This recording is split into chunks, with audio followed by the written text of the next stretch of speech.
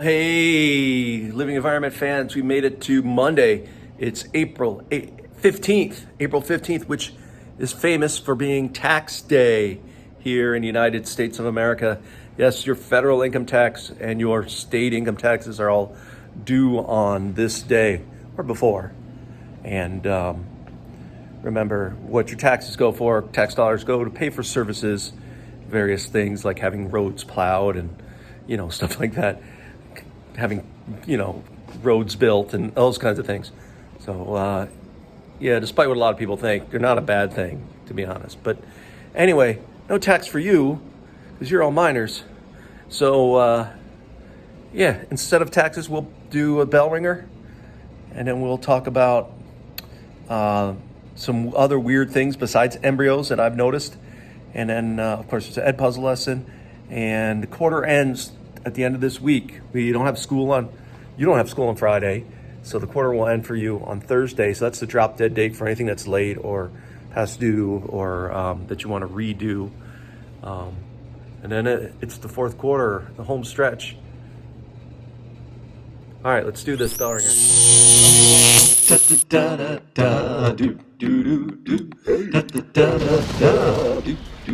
All right. Hey now. Mr. Kovacs class. It's Mr. Kovacs class. You might learn a ton. It's Mr. Kovacs class. He's interested too. It's Mr. Kovacs class. And he's super cool. It's Mr. Kovacs class. We've been talking about embryos, and embryology. And of course, embryos are important because they show us patterns of development, right? As organisms go from being one cell to multi-cell, they have to go through these intermediate stages, including embryonic stages, right? And in the embryo, we just said that, well, you tell me, what's an embryo again? That's right, it's putting the pieces into place. Like this is an embryonic human. You can see its umbilical cord. You can see here's its leg buds, its arm buds. So those are going to become arms and legs. They haven't quite developed yet. Here in the thoracic cavity, its heart has already been developed. Here you can see the eye is starting to be built. There's a brain up in here. And then even, of course, its gill slits are there, right?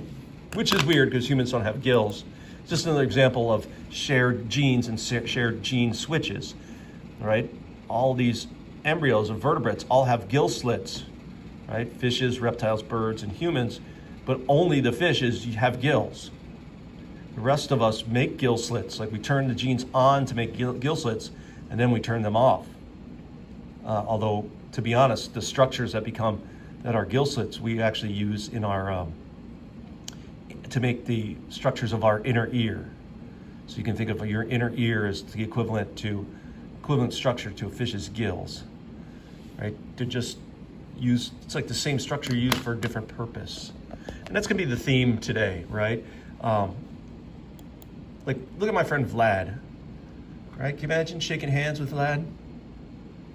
One thing Vlad has an advantage over all of us is he can reach that spot in the middle of his back that's itchy, that's really hard to reach. He can reach it, right?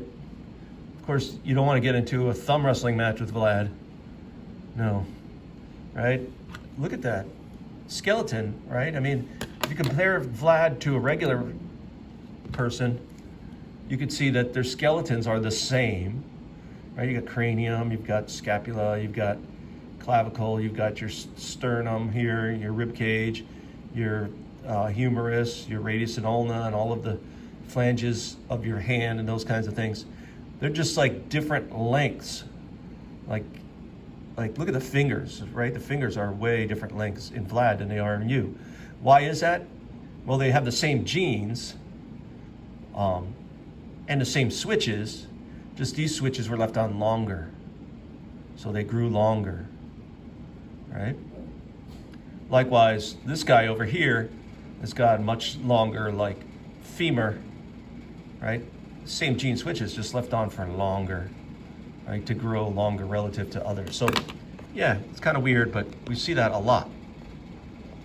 We see that with even Vlad. By the way, any idea of what, if we put the skin and bones on Vlad, what it would be? That's right, Vlad's a bat. He's got the same bones in the same places as you and I. He just uses them for different things sometimes. Some he uses for the same things, right? Like his cranium. He puts his brain and eyes and ears and stuff in his cranium, just like you and I do, right? But we use our fingers for like typing on our Chromebooks. He uses fingers for flying, right? His fingers are his wings, right? That's Vlad the bat. He's got the same bones in the same order. They're just different relative sizes, and he might use them for different things.